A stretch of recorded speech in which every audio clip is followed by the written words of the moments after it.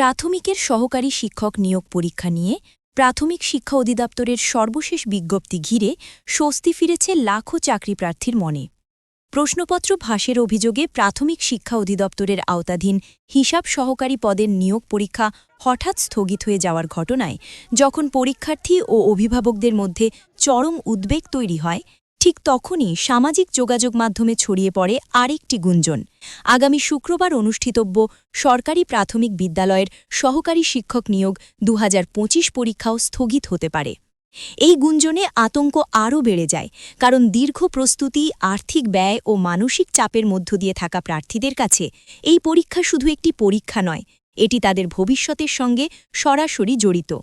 তবে সব জল্পনা কল্পনার অবসান ঘটিয়ে রাতেই প্রাথমিক শিক্ষা অধিদপ্তর স্পষ্ট জানায়, সরকারি প্রাথমিক বিদ্যালয়ের সহকারী শিক্ষক নিয়োগ ২০২৫ পরীক্ষা কোনোভাবেই স্থগিত করা হয়নি।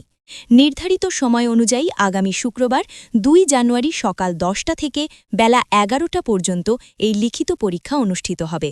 পরীক্ষার্থীদের নিজ নিজ জেলায় নির্ধারিত কেন্দ্রে এই পরীক্ষা দিতে হবে এবং সকাল ৯টার মধ্যে সবাইকে কেন্দ্রে প্রবেশ করতে হবে বলে বিজ্ঞপ্তিতে জানানো হয়েছে।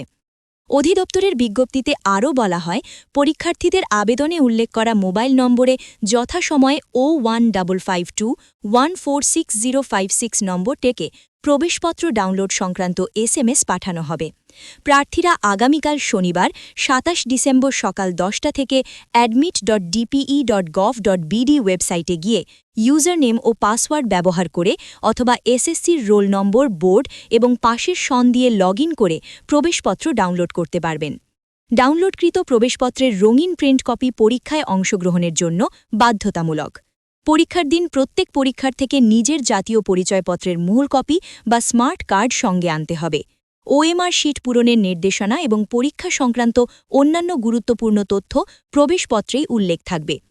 একই সঙ্গে কঠোরভাবে জানিয়ে দেওয়া হয়েছে, পরীক্ষা কেন্দ্রে মোবাইল ফোন, বই, নোট, কাগজপত্র, ক্যালকুলেটর, পার্স, ভ্যানিটি ব্যাগ, হাতঘড়ি বা ঘড়ি জাতীয় বস্তু, যে কোনো ধরনের ইলেকট্রনিক ডিভাইস কিংবা যোগাযোগের উপযোগী কোনো সরঞ্জাম সম্পূর্ণ নিষিদ্ধ।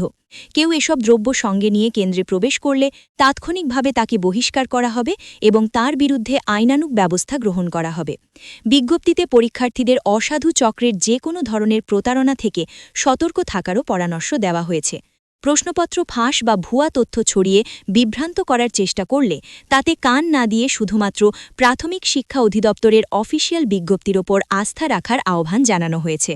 সব মিলিয়ে সাম্প্রতিক অনিশ্চয়তার মধ্যেও প্রাথমিকের সহকারী শিক্ষক নিয়োগ পরীক্ষা নিয়ে অধিদপ্তরের এই স্পষ্ট ঘোষণা লাখো পরীক্ষার্থীর মনে নতুন করে সাহস জুগিয়েছে। এখন শেষ মুহূর্তের প্রস্তুতি, আত্মবিশ্বাস আর সঠিক সময়ে কেন্দ্রে উপস্থিত থাকার দিকেই নজর তাদের।